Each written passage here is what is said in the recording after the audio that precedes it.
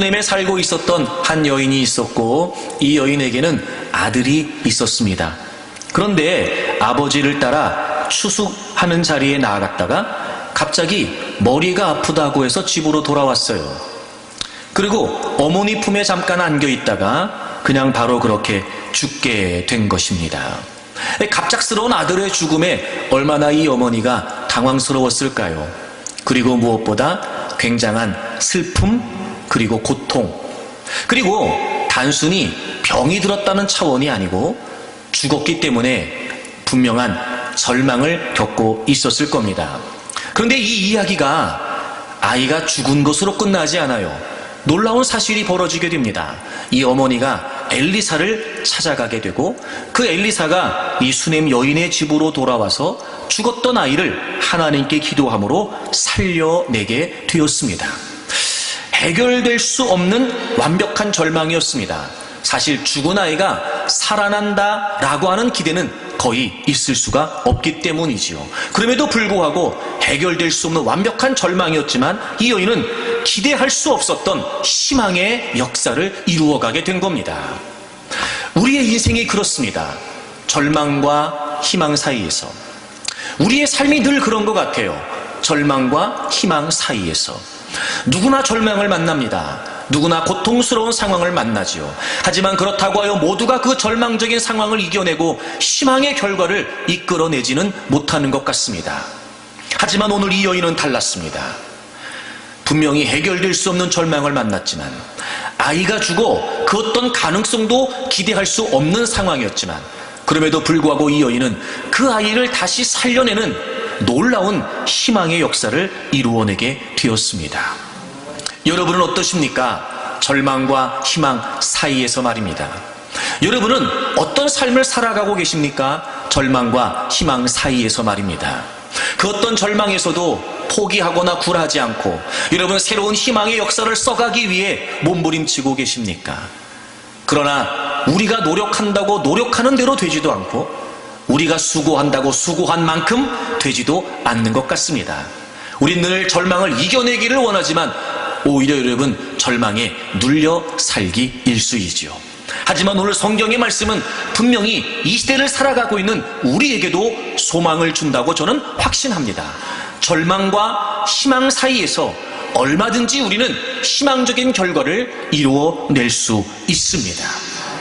특별히 제가 지난주에 이 말씀을 먼저 함께 나누면서 아주 중요한 포인트 하나를 여러분에게 말씀을 드렸습니다만, 21절에 보시게 되면 그의 어머니가 올라가서 아들을 하나님의 사람의 침상 위에 두고 문을 닫고 나왔다. 문을 닫고 나왔다.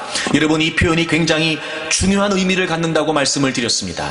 이 대목을 리처드 넬슨이라고 하는 신학자가 이렇게 추석을 했습니다. 여인은 그 아이의 죽음을 극적 시간 속에 동결시켜 죽음의 과정이 더 이상 진행되지 못하게 하려고 했다. 이렇게 추석을 달았어요. 이런 겁니다. 아이가 죽었습니다. 아이가 갑작스럽게 죽게 되는 상황을 막지는 못했지요. 하지만 그럼에도 불구하고 아이가 죽었다라고 하는 그 절망적인 상황이 이 여인의 믿음을 가로막지는 못했던 겁니다. 문을 닫고 나와.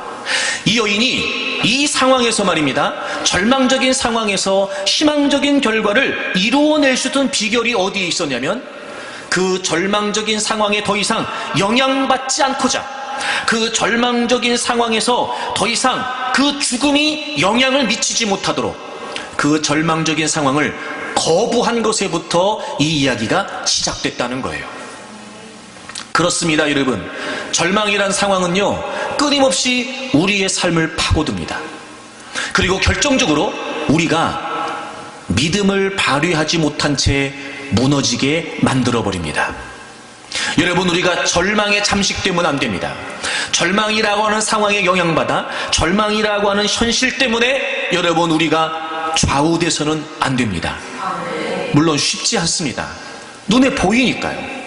내가 직접 부딪혀야 되니까 한숨만 나오고 기운이 쑥 빠지고 도대체 그 어떤 것도 할 수 없을 것 같습니다.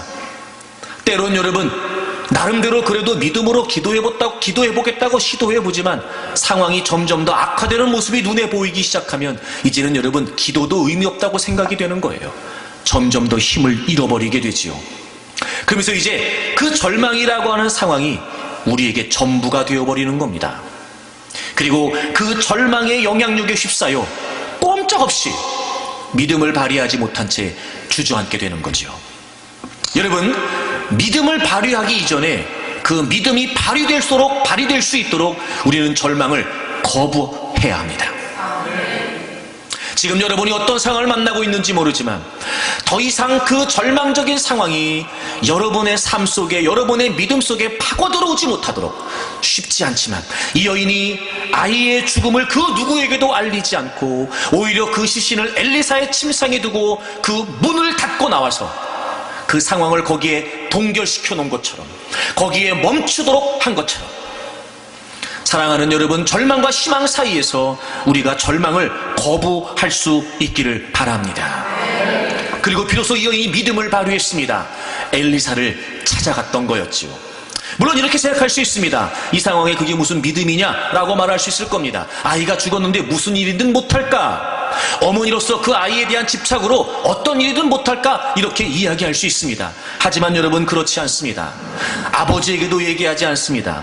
게다가 여러분, 그 시신을요 엘리사의 침상에 두고 문을 닫고 나왔습니다. 다시 말하면 그 아이의 시신을 관에 넣지 못하도록, 그 아이의 시신을 수습하지 못하도록 일종의 숨겨놓은 것과 같은 의미였습니다. 그리고 엘리사를 찾아갑니다. 그의 남편이 묻습니다. 초하루도 아니고 안식일도 아닌데 굉장히 이례적인 일이었습니다. 그래서 그 남편이 묻습니다. 왜 굳이 오늘 같은 날 하나님의 사람에게 가려고 하는 겁니까? 라고 물었을 때 남편에게 이 여인이 이렇게 이야기합니다. 평안을 빕니다. 이렇게 말하죠. 이 말은 무슨 의미냐면 아무 일도 없습니다. 아무 일도 없을 거예요. 괜찮습니다. 이런 의미였습니다. 여러분, 이 말이 이 상황에 가당키나 한 말입니까? 있을 수 없는 얘기예요. 그럼에도 불구하고 이 여인은 그렇게 남편을 안심시킨 채 그리고 엘리사를 찾아가게 됩니다. 이 여인에게는 믿음이 있었습니다. 결국 그 믿음이 죽은 이 아이를 살려내게 되었습니다. 절망과 희망 사이에서 여러분, 우리는 절망이라는 사람을 거부하고 반드시 믿음을 발휘해야만 합니다. 그러므로 여러분, 어떤 상황에서도 포기하지 말고 반드시 믿음으로 희망적인 결과를 만들어낼 수 있다는 사실을 확신하십시오. 절망과 희망 사이에서 믿음을 발휘하는 저와 여러분들이 되기를 바랍니다. 이 여인이 어떻게 믿음을 발휘했는지 지난주에 첫 번째 이야기를 여러분과 나눴습니다. 이유가 뭐였냐면 하나님의 은혜를, 하나님의 능력을 기억했기 때문이었습니다. 여러분, 이 여인이 아이를 낳게 되는 과정을 보게 되면은요, 낳을 수 있는 상황에서 낳은 게 아니었습니다. 이 여인은 아이가 없었어요. 그리고 오늘 본문이 기록하고 있는 것처럼 이 여인의 남편도 나이가 많아 늙었습니다. 결혼한 지 좀 된 것 같기도 합니다. 남편이 늙었다는 걸 보면 아이를 가질 희망은 앞으로도 없다는 의미죠. 이 여인에게 배려를 받았던 엘리사가 이 여인을 축복합니다. 당신 내년 이맘때에 아이를 안을 수 있을 겁니다 라고 말했더니 이 여인이 뜻밖의 엘리사의 축복에 이렇게 얘기합니다. 당신의 계집종을 속이지 마십시오. 그러니까 말도 안 되는 얘기에서 나로 하여금 괜한 꿈꾸게 하지 마세요. 헛된 소망 품게 하지 마세요. 이런 의미였습니다. 다시 말하면 본인도 잘 알고 있었던 거예요. 지금 상황은 아이를 가질 수 없는 상황이라는 걸 말입니다. 그러니까 낳을 수 없는 상황이었어요. 아이를 낳는다는 건 불가능한 상황이었습니다. 그런데 실제로 한 해가 지나 그 다음에 이맘때쯤에 엘리사가 말을 한 대로 이 여인이 임신을 하게 된 겁니다. 그리고 아들을 낳았어요. 다시 말해 이미 낳을 수 없는 중에, 불가능한 중에 하나님의 능력과 하나님의 은혜로 기적처럼 아이를 낳았던 겁니다. 비록 지금은 그 아이가 죽은, 더 이상 어떻게 손을 쓸 수 없는 절망적인 상황을 만났던 건 분명하지만 이 여인이 절망을 거부하고 믿음을 발휘할 수 있었던 이유가 어디에 있었냐면 이미 베푸셨던 하나님의 역사를 기억했던 겁니다. 나을 수 없는 중에 생명도 만들어주신 하나님이신데 왜 죽은 아이를 살리시지 못하겠냐는 겁니다. 하나님의 역사, 하나님의 능력을 이미도 경험했던 이 여인은 절망적인 상황을 만난 이 문제 앞에 그 은혜를 기억하고 죽음을 극적 시간 속에 동결시켜 놓은 채 믿음을 발휘하여 엘리사를 찾아가게 됐던 거죠. 그리고 마침내 이 아이가 살아나게 되었습니다. 그렇습니다, 여러분. 절망과 희망 사이에서 우리가 믿음을 발휘하여 희망적인 역사를 써내려갈 수 있는 비결은 하나님의 능력을 기억하는 겁니다.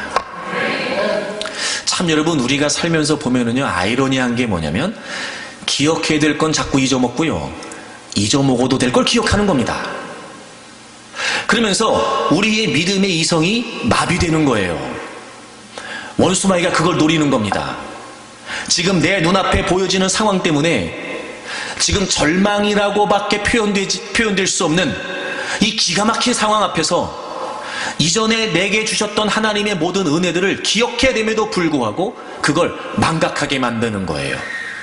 마치 여러분, 그 절망적인 상황 앞에서 우리가 막 푸념하듯 얘기하는 걸 들어보면은요, 지난날 하나님의 은혜가 한 개도 없었다는 듯이 말입니다. 때론 여러분, 그 하나님의 은혜를 내가 막 사람들에게 간증하기도 하고 그 역사를 감사한다고도 했는데 말입니다, 그게 무색할 정도로 그 절망이라고 하는 현실 앞에서 우리의 믿음이 막 엉망진창이 돼버리는 겁니다. 하나님의 은혜를 기억해야 됩니다. 그래서 여러분, 믿음은요, 현재형이죠. 맞습니다. 믿음은 현재형이에요. 그런데 과거에 하나님이 베푸신 은혜를 기억하는 것, 그 과거와 밀접한 연관이 있어요. 현재에서 그 과거를 기억해낼 수 있어야 됩니다. 그래야 지금 우리가 절망적인 상황에서 믿음을 발휘할 수 있게 된다는 거예요. 지난 주일에 그런 말씀을 드렸습니다. 여러분, 다 잊어도 좋습니다. 다 기억을 못해도 괜찮습니다. 그런데 한 가지 우리가 잊지 말아야 될 것이 무엇이냐면 우리를 만드시고 우리를 구속하신 하나님께서 우리와 함께 하신다는 거예요. 그래서 하나님은 이스라엘 백성들에게 계속해서 말씀하셨어요. 야, 제발 잊지 말고 좀 기억해라. 내가 너희들과 함께 한다. 내가 너희들을 창조했고 내가 너희들을 구속했다. 너희는 내 것이다. 그러니 내가 너희들과 함께 한다. 늘 하나님이 그 말씀을 하셨어요. 여러분, 다른 건 다 잊어도 좋습니다. 근데 딱 한 가지, 하나님이 변함없이 나와 함께 하신다는 사실을 잊어서는 안 됩니다. 하나님이 함께 하신다는 게 어떤 의미였습니까? 하나님이 우리 안에 거하신다는 거였어요. 여러분, 예수 그리스도를 구주로 믿는 모든 이들에게는요, 하나님의 성령께서 내주하십니다. 옆에 계시는 것도 아니고요, 뒤에 계시는 것도 아니고요, 하나님은 우리 존재 속에서 우리와 함께 하십니다. 그러니 여러분, 잊지 마십시오. 어떤 절망적인 상황에서도, 그리고 어떤 낙심할 수밖에 없는 상황에서도 하나님이 우리와 함께 하신다는 걸 잊지 마세요. 그분은 우리를 창조하셨고 우리를 구원하셨기 때문에 결코 그분은 우리를 버리시거나 잊으실 수 없습니다. 혼자 여러분 지금 고통 속에 있는 거 아닙니다. 혼자 여러분 지금 그 절망적인 상황 속에 있는 거 아닙니다. 우리는 힘들다, 아프다, 괴롭다, 마치 혼자 버려진 것처럼 그렇게 여러분 밤잠을 이루지 못한 채 고민하고 고뇌하고 있을 때 말입니다. 여러분, 그 자리에도 하나님은 우리와 함께하고 계세요. 그러니 여러분, 잊지 마십시오. 하나님이 나와 함께 하신다는 걸 말이죠. 그러니까 하나님이 함께 하셔서 하나님이 우리의 삶에 역사하신다는 것, 여러분, 그게 우리가 하나님의 백성이고 그분이 우리의 하나님 되신다라고 하는 증거가 돼요. 여러분, 고린도후서 6장을 찾겠습니다. 고린도후서 6장을 찾으시고 우리 16절을 보겠습니다. 고린도후서 6장 16절을 보세요. 하나님의 성전과 우상이 어찌 일치가 되리요. 그 다음 보세요. 우리는 살아계신 하나님의 성전이라. 여러분, 왜 우리가 살아계신 하나님의 성전이냐면 성령님이 우리 안에 거하시기 때문입니다. 여러분, 예수 그리스도를 정말 믿으시죠? 그러면 여러분, 우리에게 주어진 정말 놀라운 은혜의 결과가 뭐냐면 성령 하나님이 우리 안에 거하신다는 거예요. 그래서 우리가 성전인 겁니다. 여러분, 성전은요, 이 건물이 성전이 아니고요, 예수 그리스도를 믿음으로 성령님이 우리 안에 거하시는, 제가 성전이고 여러분 한 분 한 분이 성전이에요. 그래서 우리는 하나님의 뭐라고요? 성전이라고요. 살아계신 하나님의 성전이에요. 그 다음 보세요. 이와 같이 하나님께서 이르시되 내가 그들 가운데 거하며, 하나님이 우리 안에 거하신다고 그랬어요.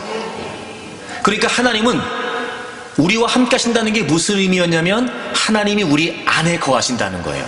그리고 함께만 하시는 게 아니라 뭘 하시냐면요, 두루 행하여. 여러분, 우리가 예수님을 믿고 하나님이 우리 안에 거하심으로 시작된 우리의 믿음 생활 속에는요, 반드시 하나님이 함께 하셔서 하나님이 우리의 모든 삶을 이끌어가고 계시는 거예요. 우리 속에 그냥 거하시는 분만이 아니고요, 우리의 모든 삶에서 하나님이 일하시는 분이세요. 하나님이 행하신다고요. 그래서 나는 그들의 하나님이 되고 그들은 나의 백성이 된다는 거예요.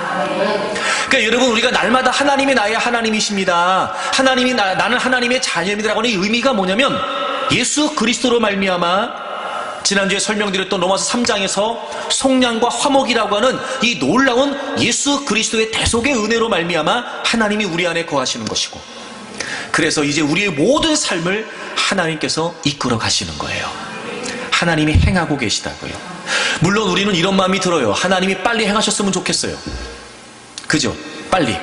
또 하나, 하나님이 내가 원하는 대로 행하시면 좋겠어요. 그러나 그럼에도 불구하고 때로는 우리가 원하는 때에 우리가 원하는 대로 이루어지지 않을 수 있지만, 그렇다고 하여 하나님이 아무 일도 안 하시는 게 아니란 말이에요. 어떻게 알아요? 지난날 은혜를 베푸신 게 있잖아요. 그러니까 기억하라는 거예요. 하나님은 내 안에 거하시고 내 삶에 주도적으로 하나님의 일들을 행하고 계시는 거예요, 지금. 그러니 여러분, 그걸 잊지 말자고요. 다른 건 다 잊어도 좋아요. 하지만 그걸 잊지 말아야 돼요. 그래서 내 안에 거하셔서 두루 행하시는 나의 하나님 되신 그분, 어떤 절망의 자리에서도 그거 하나만 기억해도요, 우리는 믿음을 발휘하여 그 어떤 위대한 역사도 이루어낼 수 있습니다. 여러분, 제가 사무엘상 17장에 나오는, 우리가 보통 다윗과 골리앗의 이야기다라고 하는 얘기를 여러 번 설명을 드렸어요. 저는 늘 그 이야기를 할 때마다 다윗과 골리앗이 아니라 다윗과 사울의 이야기다, 제가 이렇게 말씀을 드렸죠. 이스라엘이 블레셋과 전쟁을 하는데 어마어마한, 도무지 맞설 수 없는 거구 골리앗이 나온 거예요. 키가 약 3m 정도가 되는, 도무지 상대가 안 되는 그 장수 블레셋의 골리앗이 나온 겁니다. 그러니 얼마나 이스라엘이 주눅이 들었을까. 꼼짝없이 그 앞에서 주눅 들어서 대결할 생각도 못한 채 벌벌 떨고 있는 겁니다. 아버지의 심부름 때문에 전쟁터에 왔던 다윗이, 어린 소년 다윗이 그 모습을 보게 되죠. 희한한 건 뭐냐면, 전쟁의 경험이 있었고 또 군사적인 훈련을 받고 있어 이미 전쟁에 나가 있는 사람들은 지금 벌벌 떨고 있는 반면에, 어린 소년 다윗은 자기가 뭘 할 수 있다고 그 블레셋 장수 골리앗과 맞서 싸우겠다는 거예요. 모든 사람이 말렸습니다. 형들도 말렸고 이 사실을 듣게 되었던 사울왕도 말리게 되지요. 그럼에도 불구하고 다윗이 자신이 그 전쟁에 나가서 싸우겠다고 했던 이유가 뭐였냐면, 도무지 자신이 맞설 수 없는 그런 상황이었음에도 불구하고 이전에 베푸셨던 하나님의 은혜를 기억했기 때문이었습니다. 여러분, 사무엘상 17장을 찾겠습니다. 사무엘상 17장 37절을 보겠습니다. 구약성경 437페이지입니다. 또 다윗이 이르되 여호와께서 나를 사자의 발톱과 곰의 발톱에서 건져내셨은즉. 그러니까 다윗이 늘 양을 치는 목동으로 살면서 말입니다, 맹수의 위협을 여러 번 당했을 때 그때마다 하나님께서는 그 사자와 곰의 발톱에서 공격으로부터 자신을 건져내 주셨다는 거예요. 과거의 경험이지요. 그걸 이야기하면서 그랬던 하나님께서 나를 지금 이 블레셋 사람의 손에서도 건져내실 것입니다 라고 이야기를 했어요. 그러니까 이 말도 안 되는 싸움에 지금 다윗이 나가겠다고 했던 근거가 뭐였냐면, 하나님께서 지금까지 나를 보호해 주셨습니다. 맹수의 공격이 있을 때마다 하나님이 나를 지켜주셨거든요. 그런 하나님의 능력과 은혜를 나는 이미도 경험한 사람입니다. 그러니 하나님께서 이 블레셋 사람의 손에서도 나를 지켜주실 것입니다. 그렇게 나가겠다는 거예요. 얼마나 사람들이 어이가 없었을까. 그래서 사울이 그 일을 허락하게 되죠. 그때 이렇게 얘기합니다. 37절 뒷부분 보세요. 사울이 다윗에게 이르되 가라, 여호와께서 너와 함께 계시기를 원하노라. 제가 몇 번 설명드린 적이 있어요. 여러분, 이 말은요 정말 비극적인 말입니다. 여호와께서 너와 함께 하시기를 원한다. 사울이라고 하나님을 모를까? 사울이 하나님을 안 믿는 사람이었을까? 왜 사울은 하나님이 다윗과 함께 하신다라고 하는 이야기를 하면서도 자신과 함께 하시는 것은 믿지 못했을까? 그러면 다윗이 지금 이 장면에서 고백하고 있는 것처럼 이미 하나님께서 베푸신 은혜가 있으니 난 그걸 기억하고 지금 이 전쟁에 나가겠습니다라고 말하는 것처럼 사울에게는 그럴 만한 하나님의 은혜와 역사가 과거에 없었던 걸까? 여러분, 그렇지 않습니다. 전쟁이라고 따지면은요 다윗보다 사울이 더 많았습니다. 14장을 좀 가보실까요? 사무엘상 14장을 가보세요. 그리고 47절을 보시면 사울이 이스라엘 왕위에 오른 후에 사방에 있는 모든 대적들, 모압과 암몬 자손과 에돔과 소바의 왕들과 블레셋 사람들을 쳤어요. 향하는 곳마다 이겼습니다. 게다가 아말렉 사람들을 치고 이스라엘을 그 약탈한 자들의 손에서 건졌더라. 여러분, 사울이 왕이 되고 나서요 지금까지 수없이 많은 민족들하고 전쟁을 하면서 다 이겼어요. 다 이겼어요. 이미도 하나님께서 전쟁에서 혁혁한 공을 세우게 하셨고 하나님의 놀라운 은혜와 섭리로 말미암아 능력으로 말미암아 그 어마어마한 강대국들을 다 이기게 하셨어요. 이미 사울에게는 전쟁에 나갈 때마다 이기게 하셨던 하나님의 은혜가 있었던 겁니다. 누구는 하나님의 능력을 경험하고 지금 믿음을 발휘하여 맞서 싸우는데, 누구는 이미도 하나님의 은혜가 있었음에도 불구하고 그걸 망각한 채 지금 있는 삶의 문제에 주눅들어 있는 겁니다. 어린 소년 다윗이 전쟁터에 나간다니요, 있을 수 없는 일이죠. 하지만 놀라운 건 여러분 잊지 마십시오. 전쟁터에서도 필요한 것은 믿음이었단 말이에요. 이게 이렇게 다른 겁니다. 차이는 다른 데 있지 않았습니다. 이전에 베푸셨던 하나님의 은혜와 능력과 역사를 기억했던 다윗은, 자신과 함께 하셨던 능력을 기억했던 다윗은 도무지 자신이 맞설 수 없는 상황이었지만 그 상황에 맞서 골리앗을 이겨냅니다. 그러나 여러분 잊지 마십시오. 절망과 희망 사이에서 우리가 믿음을 발휘하려면 나를 만드신, 나를 구속하신, 그래서 나와 언제나 함께 하시면서 지금까지 내 삶에 행하셨던 그 놀라운 하나님의 역사를, 그 위대한 하나님의 은혜들을 우리가 지금 기억하는 겁니다. 그렇게 믿음을 발휘하면 다 절망이라고 손사래를 치고 다 불가능이라고 나자빠지는 상황에서도 얼마든지 지금까지 내 삶에 역사하셨던 그 하나님의 놀라운 능력, 아니 그 이상의 은혜를 통해 희망적인 역사를 우리의 삶에 써내려갈 수 있습니다. 절망과 희망 사이에서 이런 믿음을 발휘하기 위해 이전에 베푸셨던 하나님의 은혜와 능력들을 기억하십시오. 여러분의 그 모든 절망적인 상황들 또한 여러분의 믿음으로 정복될 것입니다. 그리고 하나님이 예비하신 그 위대하신 희망의 역사들을 써내려가는 여러분들이 되시기를 바랍니다. 오늘은 두 번째 말씀을 나누려고 하는데요, 또 이 여인이 어떻게 그 상황에서 믿음을 발휘했을까요? 여러분 다시 본문으로 좀 돌아오실까요?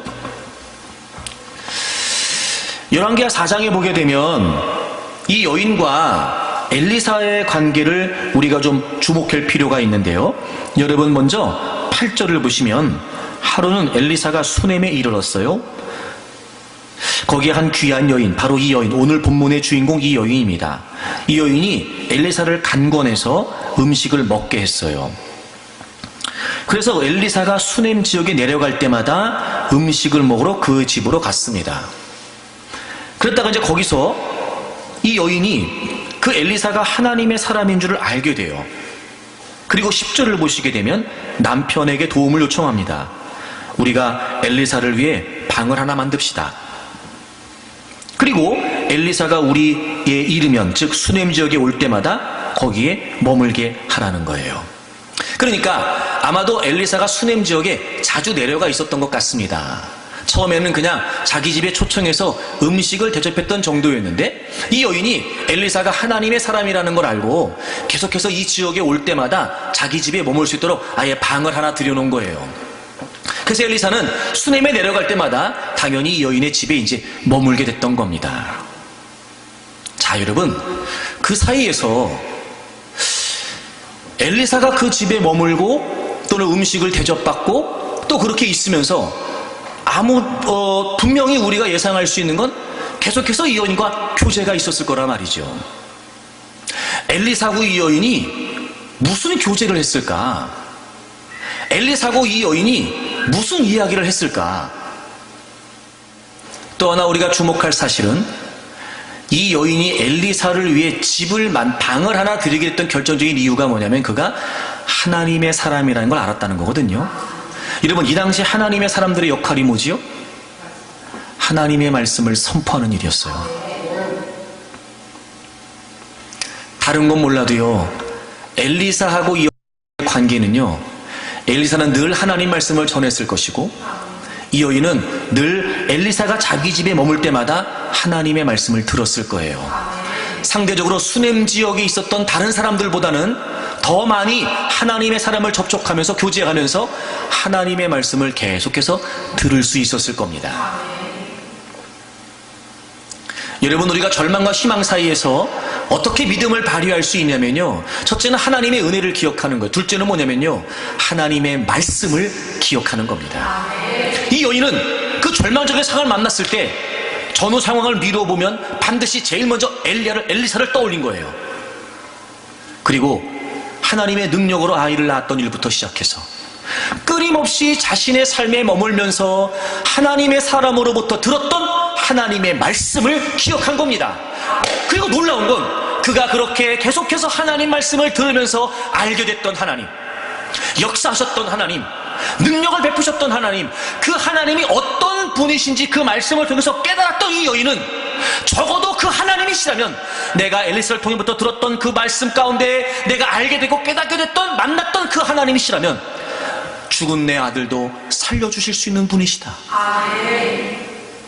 믿음이 포기가 되지 않았던 거예요.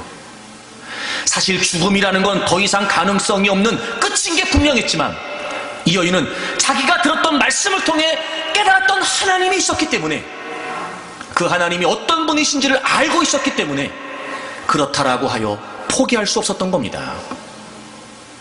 그리고 엘리사를 찾아가게 되죠. 놀랍지 않습니까, 여러분? 있을 수 없는 일이 벌어진 겁니다. 엘리사가 자신의 집에 오게 되고 그 아이를 위해 기도하게 되고 하나님이 그 아이를 살려주신 겁니다. 그렇습니다, 여러분. 절망과 희망 사이에서 우리가 어떻게 믿음이 발휘될 수 있을까요? 하나님의 말씀을 떠올리는 겁니다. 그래서 로마서 10장에 있는 것처럼 믿음은 들음에서 나고 들음은 그리스도의 말씀으로 말미암는다 그랬어요. 여러분, 믿음에 있어서 하나님의 말씀은 정말 핵심 코어와도 같습니다. 자, 로마서 10장을 좀 찾아보겠습니다. 로마서 10장 17절이에요. 여러분이 잘 아시는 것처럼 로마서는 전체가 다 믿음에 관한 내용이거든요. 역시 10장도 마찬가지예요. 믿음이 뭔지에 관해 쭉 바울 사도가 설명을 해요. 우리가 잘 아는 말씀도 있죠. 9절, 내가 만일 내 입으로 예수를 주로 시인하며 또 하나님께서 그를 죽은 자 가운데서 살리신 것을 네 마음에 믿으면 구원을 받는다. 믿음에 관해 설명하고 있어요. 사람이 마음으로 믿어 의에 이르고 입으로 시인하여 구원에 이른다. 믿음에 관해 설명하고 있어요. 그리고 17절, 그러므로 이렇게 시작합니다. 그러므로. 이 말이 무슨 말이냐면 믿음에 대해서 이제 결론을 내리는 거예요. 믿음에 대해서. 믿음은 들음에서 나며, 믿음은 들음으로부터 난다는 거예요. 다시 말해 믿음이 들음이라고 하는 근거에 의해서 비롯된다는 걸 지금 결론적으로 설명하고 있는 거예요. 들어야 된다는 거예요. 들어야 된다는 거예요. 그리고 들음은 그리스도의 말씀. 이 말은 그리스도에 대한 말씀 뭐 이런 뜻이에요. 그리스도에 대한 말씀, 그리스도께서 하신 말씀 이런 뜻이에요. 다시 말해 본질적으로는 복음을 말합니다. 그리스도에 관한 말씀, 그분이 우리를 위해 죽으시고 부활하신 우리의 구세주가 되시고 우리의 주인 되신다라고 하는 그 복음, 바로 그리스도의 말씀을 들음으로부터 믿음이 시작된다는 거죠. 여러분, 믿음에 있어서 근원은 뭐였냐면 예수님의 말씀, 예수님에 관한 말씀, 예수님에 대해 말씀하신 것을 듣는 겁니다. 당연하죠. 여러분 보세요. 우리의 믿음은 결코 맹목적이거나 맹신적이지 않습니다. 우리의 믿음은요, 분명한 대상이 있고 우리의 믿음은 분명한 내용이 있습니다. 여러분, 우리가 믿는 건 예수님을 믿는 거죠. 예수님을. 그러므로 당연히 그 예수님에 관한 말씀이 우리의 믿음의 핵심이 될 수밖에 없어요. 들어야 주님에 관해 알 수 있지요. 들어야 주님을 통해 들어야 주님을 깨달을 수 있습니다. 들어야 주님을 만날 수 있게 되는 거죠. 우리의 한계가 뭐지요? 우리가 주님을 믿는다고 말하지만 우리의 육안으로 주님이 안 보인다는 거예요. 그게 우리의 한계입니다. 그래서 말씀이신 예수 그리스도를 우리에게 보내주신 거예요. 물론 우리 육안으로 보이지 않습니다. 하지만 성령님께서 우리 안에 거하시고 히브리서 8장에 보면 예수 그리스도로 말미암아 우리에게 새 언약을 주심으로 이제 그 하나님의 말씀을 우리의 심령 속에 기록해 두셨다고 했지요. 말씀은 곧 예수님이라고 기록되어 있고 요한복음 6장에도 예수님께서 생명과 말씀과 성령님을 동일하게 언급하시면서 그 말씀이 주님이시며 그 말씀이 생명이시라고 하는 사실을 우리에게 알려주고 계시는 거예요. 정말 믿음이 발휘될 수 없는 상황, 이제는 어쩔 수 없다라고 포기할 수밖에 없는 상황에서도 우리가 믿음을 발휘하려면 그 절망적인 상황이 우리 눈에 들어오면 안 되고 그 상황보다 더 위대하고 크신 주님이 우리의 믿음의 인식 속에 자리해야 된다는 거죠. 그러려면 우리는 하나님의 말씀을 기억해야 됩니다. 이렇게 말씀이 중요합니다. 믿음에서 말씀이 차지하는 비중은 절대적입니다. 그러니 여러분, 제가 끊임없이 여러분에게 말씀을 강조하는 거예요. 물론 여러분, 그렇게까지 성경을 읽어야 되나? 그렇게까지 말씀을 들어야 되나? 뭘 맨날 말씀을 묵상하라고 그러고 말씀으로 생각하라고 그러고 말씀으로 기도하라고, 뭐 저렇게까지 해야 되나? 사는 게 아닐까라고 싶은 마음이 드시겠죠. 물론 저도 그럴 때가 있습니다. 저도 늘 말씀을 읽고 말씀을 더 가까이 하려고 힘쓰지만 그러면서는 늘 인간적인 마음이 들어요. 이렇게까지 해야 되나? 또 하나, 이렇게까지 강조해야 되나? 내가 여러분에게 이렇게까지 내가 해야 될까? 싶은 마음이 저에게도 듭니다. 하지만 여러분, 우리에게서 공통된 견해가 한 가지 있습니다. 그게 뭐예요? 다 믿음 좋으면 좋겠다는 거예요. 믿음 좋으면 좋겠다는 거예요. 여러분, 교회를 출입하는 사람들 치고 난 믿음 나빠도 돼요, 이런 사람 없다니까 여러분. 여러분, 믿음 좋은 게 좋지 믿음이 나쁜 게 좋겠어요? 여러분, 믿음 생활 잘하려고 교회 나오는 거지 믿음이 나빠지려고 교회 나오는 거예요? 근데 여러분, 믿음이 좋아지려면요, 말씀 안에서 우리가 살아계신 하나님을 만나고 깨닫고 알아가는 것밖에는 방법이 없어요. 왜냐하면 우리가 살아가고 있는 삶의 현실은 자꾸 주님이 부정되는 상황을 만나니까. 여러분, 아무리 우리가 하나님을 믿는다고 큰 소리 쳐도요, 어떤 상황을 딱 만나면요, 하나님 안 계신 것 같아요. 내가 막 하나님을 믿음으로 기도한다고 말하지만 어떤 상황은요, 내가 하나님께 기도했는 게 이렇게 아무 소용이 없나 싶은 마음이 들 때가 있다니까요. 그게 뭐예요? 내가 하나님이 살아계시다고 믿지만 현실적으로 하나님이 지금 부정되고 있는 거란 말이에요. 우리가 그런 속에 살아요, 여러분. 그게 우리의 한계라니까요. 그리고 그 싸움은 주님이 다시 오실 때까지, 우리의 구원이 온전해질 때까지 어쩔 수 없어요. 우리가 싸워야 돼요, 여러분. 그러니 저는 그 믿음의 가장 중요한 핵심, 아니 절대적이다라고 밖에 말할 수 없는 말씀을 강조하지 않을 수 없는 거예요. 어떻게 말씀을 읽지 않는데 하나님을 알 수 있겠습니까? 어떻게 말씀을 읽지 않는데 하나님을 알 수 있겠습니까? 어떻게 말씀을 듣지 않는데 믿음이 좋아질 수 있겠냐고요? 불가능해요. 다른 방법이 없습니다. 우리가 말씀을 통해 하나님을 알고 깨달을 수 있는 이유가 뭐냐면, 왜 제가 이렇게까지 여러분에게 강조하냐면, 하나님은요, 하나님의 말씀을 통해 자신을 드러내신단 말이에요. 시편 33편을 찾아보겠습니다. 시편 33편 6절을 보겠습니다. 시편 33편 6절을 보세요. 여호와의 말씀으로 하늘이 지음이 되었으며, 창조에 관해 언급하고 있는 거예요. 하나님이 어떻게 천지를 창조하셨어요? 말씀으로요. 여러분, 천지가 창조되기 전에 하나님이 선제, 먼저 존재하고 계셨죠. 그러므로 하나님은 하나님의 존재를 우리에게 이 세상을 말씀으로 창조하시면서 드러내신 거란 말이에요. 말씀으로 창조하셨어요. 그 만상, 여러분, 이 만상이요, 1차적으로는 모든 천체를 위해, 천체, 이 우주 모든 만물을 말해요. 그 만상을 그의 입 기운으로, 여러분, 이 기운이라고 하는 말이 그냥 우리가 생각하는 입김이나 이런 걸 말하는 게 아니라 영을 말해요. 영. 입의 영이라는 말이에요. 하나님의 영이라는 말이에요. 그 입의 영, 이런 뜻이에요. 여러분의 창세기 1장에 보면 천지를 창조하실 때 하나님의 영이 수면 위에 운행하고 계시다, 이런 표현 나오죠. 그 하나님의 영, 바로 이 영을 말하는 거예요. 그러니까 성령님을 말하는 거죠. 지금 여러분 이 6절에서요, 하나님의 말씀과 하나님의 성령을 병행해서 설명하고 있어요. 그러면서 그 하나님의 말씀이 가지는 생명력을 구체적으로 표현하고 있는 거예요. 여러분, 하나님의 말씀이 생명력이 있고 운동력이 있는 이유가 뭐냐면요, 하나님은 말씀을 통해서 자신의 존재를 드러내시기 때문이에요. 그러니까 말씀 자체에 생명이 있고 말씀 자체에 능력이 있다는 건 하나님이 그 말씀을 통해 역사하시기 때문에 그게 가능해진 거죠. 그래서 왜 제가 늘 설명했지만, 모든 성경은 하나님의 감동으로 되어 있다라고 말할 때 그 감동이라는 말 또한 사실은 하나님의 호흡이라고 하는 의미예요. 호흡. 그러니까 감동이라는 말은 사실은 적절하지 않아요. 이게 느낌이 안 오잖아요, 여러분. 단순히 감동이 아니라니까요.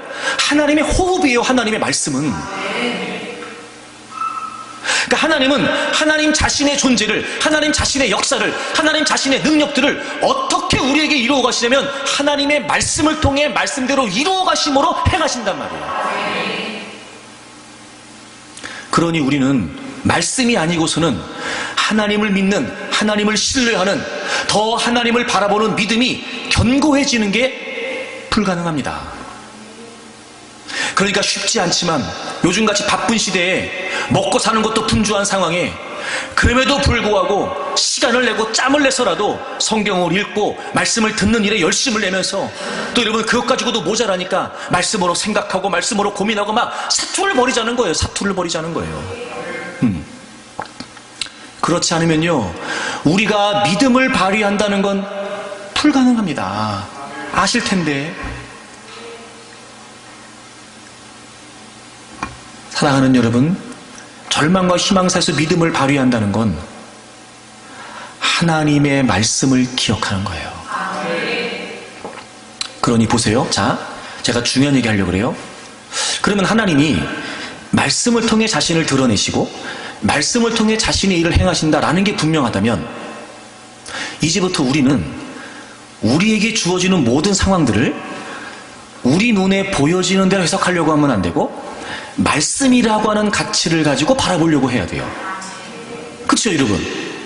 왜냐하면 그 말씀이 곧 하나님이시고, 하나님은 그 말씀을 통해 우리가 알 수 있고 말씀으로 행하시는 분이시니까, 우리에게 벌어지고 있는 모든 상황들을 우리가 어떻게 바라봐야 되냐면, 우리의 생각이나 우리의 가치나 우리의 경험이 아니라 하나님의 말씀이라고 하는 가치로 바라봐야 비로소 믿음이 발휘가 될 수 있는 거예요. 자, 그럼 시편 119편을 찾아보세요. 97절을 보겠습니다. 시편 119편 97절. 내가 주의 법을 어찌 그리 사랑하는지요, 내가 그것을 종일 작은 소리로 읊조리나이다. 여러분, 얼마나 하나님의 말씀을 사모하는지요? 하루 종일 말씀을 읊조린대요. 하루 종일. 여러분, 얼마나 하나님 말씀을 사랑하는지 막 계속 하루 종일 계속 하나님 말씀을 읊조린다는 거예요. 그렇게 되기를 바래요, 여러분. 네. 그러면서 그 하나님의 말씀이 소중한 이유를 설명해요. 98절 보세요. 주의 계명들이 항상 나와 함께하므로 그것들이 나를 원수보다 지혜롭게 하나이다. 자, 하나님의 말씀이요, 원수보다 우리를 지혜롭게 한대요. 우리를 끊임없이 공격하는, 우리를 노리고 있는, 우리를 대적하는 원수보다 하나님의 말씀으로 더 지혜로워진대요. 여러분, 우리가 인정하든 인정하지 않든 우리의 믿음을 방해하는 영적인 세력이 반드시 존재합니다. 그렇죠, 여러분? 영적인 세력이기 때문에 우리는요, 우리의 지식이나 이성이나 경험으로 못 이겨요. 분별도 안 됩니다, 여러분. 원수마귀가 우리를 넘어뜨리기 위해 여러분 교묘하게, 때로는 여러분 아주 음흉하게 다가오는 그 관계들을요, 우리가 결코 분별조차 안 됩니다, 여러분. 그 놀랍죠? 하나님의 말씀이라고 하는 가치로 보게 되면 원수보다 지혜롭게 하신대요. 모든 시험과 도전과 그 시련들을 이기게 하시겠다는 거예요. 그러니까 여러분, 보이는 대로 보려고 하면 안 돼요. 말씀으로 보려고 해야 돼요. 그럼 비로소 보이는 거예요. 그러니까 당연히 지혜롭게 그 모든 도전들을 이겨낼 수 있다는 거죠. 그뿐만이 아닙니다. 99절 보겠습니다. 내가 주의 증거들을 늘 읊조림으로 나의 명철함이 나의 모든 스승보다 나으며. 여러분, 스승이라고 하는 의미가 뭘까요? 세상의 지식을 말합니다. 오해하지 마십시오. 세상적인 지식이나 정보가 필요하지 않다는 말씀이 아닙니다. 하지만 여러분, 우리가 믿음으로 사는 건, 믿음의 삶을 사는 건, 우리가 믿음으로 세상에서 사는 건 지식으로 사는 거 아니에요. 지식이라고 하는 관점으로 바라보면 지식이라고 하는 한계밖에는 못 봅니다. 하지만 말씀이라고 하는 가치를 바라보게 되면 그 모든 세상의 지식들을 운행하시고 주장하시는 하나님의 관점으로 보게 되죠. 지식보다 하나님의 말씀을 더 우위에 둬야 됩니다. 많이 배우세요, 여러분. 요즘 같은 시대에 여러분, 조금만 우리가 노력하면 다양한 많은 정보들을 우리가 얻을 수 있지요. 그럼요. 그게 우리의 삶에 유익이 되는 거 맞습니다. 하지만 여러분, 그 모든 것들이 하나님의 말씀보다 우월하지 못하다는 걸 잊지 마십시오. 지식이라고 하는 관점으로 봐봐야 그건 세상이라고 하는 한계를 넘어서지 못한단 말이에요. 이론은 시대에 따라 바뀌게 돼 있어요. 깨질 것 같지 않았던 이론들도요, 다 바뀌게 돼 있습니다. 세상의 지식이 그래요. 그러니 늘 우리는 세상의 지식으로 삶을 보려고 하면 안 되고 하나님의 말씀으로 보려고 해야 됩니다. 아직 끝나지 않았습니다. 100절을 보겠습니다. 주의 법도들을 지킴으로 나의 명철함이 노인보다 나으니이다. 여러분, 노인이 의미하는 건 뭘까요? 이쯤 되면 알만도 한데 경험이겠죠. 경험. 여러분, 인생을 살면서 경험이 참 중요해요. 경험이 중요합니다. 근데 이 시대를 살아가고 있는 우리에게 경험이 중요하다는 건요, 경험한 대로 되기 때문에 경험이 중요하다는 게 아니라 경험을 통해 노하우를 얻기 때문에 경험이 중요한 거예요. 그러니까 농경사회 같은 경우는 경험이 경험으로 중요해요. 왜냐하면 어차피 하는 일이 똑같으니까. 지금은 그렇지 않다는 거 아시죠, 여러분? 몇 달 전에 산 핸드폰의 경험도요, 핸드폰 바꾸면요, 그거 의미 쓸모가 없어요. 그 경험이. 옛날엔 눌러서 받았어, 전화를. 이제 밀어서 받아요. 그죠? 옛날 핸드폰을요, 접었다 폈다 했어요. 이젠 그런 것도 없어요. 그러니까 지금 경험이 중요한 건 그 경험을 통해 이제 새로운 노하우를 갖는다는 거거든요. 그러니 여러분, 이 경험이라는 것도요, 한계를 벗어나지 못하는 거예요. 그게 모든 삶에 적용이 될 수가 없어요. 그러니까 경험이라고 하는 시각을 가지고 인생을 보면은요, 당연히 안 풀리죠. 오늘 본문이 그렇잖아요. 죽었어요. 경험에 의하면 죽음은 끝이에요. 그쵸, 여러분? 근데 하나님의 말씀은 그 말씀에서 주는 명철함이 경험보다 낫다는 거예요. 경험으로 사는 거 아니고 말씀으로 사는 거예요. 그러니까 우리는 끊임없이 하나님의 말씀이라고 하는 시각을 가지고, 말씀이라고 하는 가치를 가지고 삶을 바라보려고 해야 돼요. 지식으로 답이 없을 수 있어요? 경험으로도 답이 없을 수 있어요? 때론 여러분, 원수막에 간계한 도전들, 우리를 공격하기 위해 다가오는 그 모든 시련들, 도무지 우리에겐 답이 없어요. 근데요, 말씀이라고 하는 가치를 보게 되면 답이 생기는 거예요. 그게 믿음이라고요. 경험을 내세우고 지식을 내세우는 게 믿음이 아니고요. 말씀으로 내 인생을 바라보고 말씀으로 내 인생을 해석하고 말씀으로 내 삶의 문제들을 바라볼 수 있는 거, 그게 믿음이에요. 그러면은요, 말씀으로 내 인생을 바라보고 살게 되면 때로는 미련한 것 같고 멍청한 것 같지만 놀라운 건 여러분, 하나님의 말씀이 갖는 아주 완벽한 능력이 뭐예요? 말씀대로 된다는 거예요. 도무지 있을 수 없는 일이, 도무지 벌어질 것 같지 않았던 일들이 말씀이 말씀대로 이루어지는 하나님의 능력이기 때문에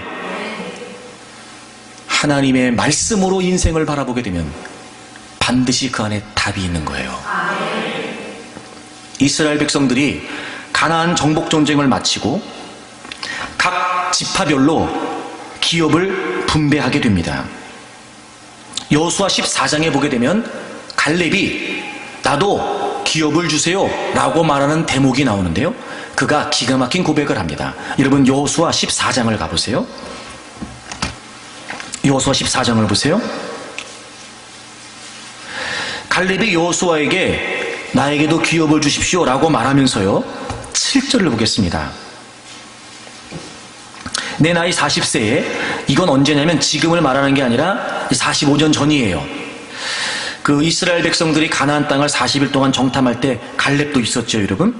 여호와의 종 모세가 가데스 바네에서 나를 보내어 이 땅을 정탐하게 하였으므로 내가 성실한 마음으로 그에게 보고하였고 나와 함께 올라갔던 내 형제들은 백성의 간담을 돕게 하였으나 나는 내 하나님 여호와께 충성했어요. 여러분 믿음으로 보고했죠, 그치요? 갈렙이 그때 9절, 그날에 모세가 맹세하여 이르되, 물론 모세가 약속한 거지만 이건 하나님의 약속이죠. 네가 내 하나님 여호와께 충성하였은즉 내 발로 밟는 땅은 영원히 너와 네 자손의 기업이 되리라 하였나이다. 이제 보소서, 여호와께서 이 말씀을 모세에게 이르신 때로부터 이스라엘이 광야에서 방황한 이 45년 동안 그 약속을 받은 그때로부터 45년 동안 여호와께서 말씀하신 대로 나를 생존하게 하셨나이다. 오늘 내가 85세로 돼.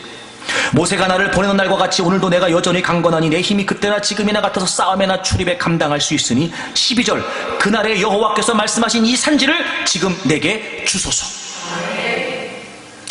그때 하나님이 약속하셨습니다. 나에게 밟는 땅을 주시겠다고요.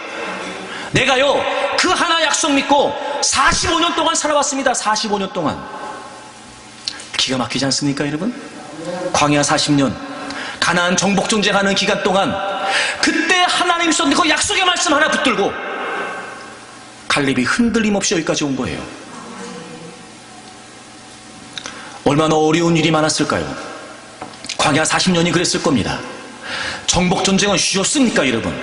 요단강을 건너는 것부터 시작하여 그 견고했던 성들을, 그리고 그 여러분 강했던 이 가나안의 족속들을 대항하여 싸우는 것은 쉬운 일이 아니었을 겁니다. 버거울 때도 있었겠죠. 포기하고 싶었을 때도 있었을 겁니다. 목숨의 위협도 감수해야 했습니다. 어쩌면 전쟁에 나가 사랑하는 전우들을 잃었을 수도 있습니다.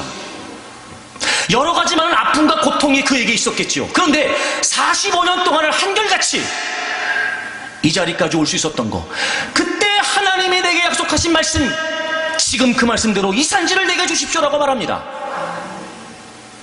더 기가 막힌 건 뭔지 아십니까? 그래서 그 땅을 그냥 얻는 게 아니었습니다. 역시도 그 땅은 싸워야 되는 땅이었습니다. 여러분 12절을 다시 보세요. 그날에 여호와께서 말씀하신 이 산지를 지금 내게 주소서. 당신도 그날에 들으셨거니와 그곳에는 아낙 사람이 있고 그 성읍들은 크고 견고할지라도 여호와께서 나와 함께 하시면 내가 여호와께서 말씀하신 대로 그들을 쫓아내리이다. 85세가 된 갈렙이 그냥 얻는 게 아니었습니다. 여전히 그 땅에 있는 가나안의 거구들, 가나안의 장대한 민족들을 싸워야 했습니다. 근데 그가 고백합니다. 하나님이 여기까지 나와 함께 하셨던 것처럼 하나님이 나와 함께 하셔서 내게 주신 약속의 말씀대로 이루어 주실 것입니다. 그러니 내가 싸울 테니까 이 땅 내게 주십시오. 85세에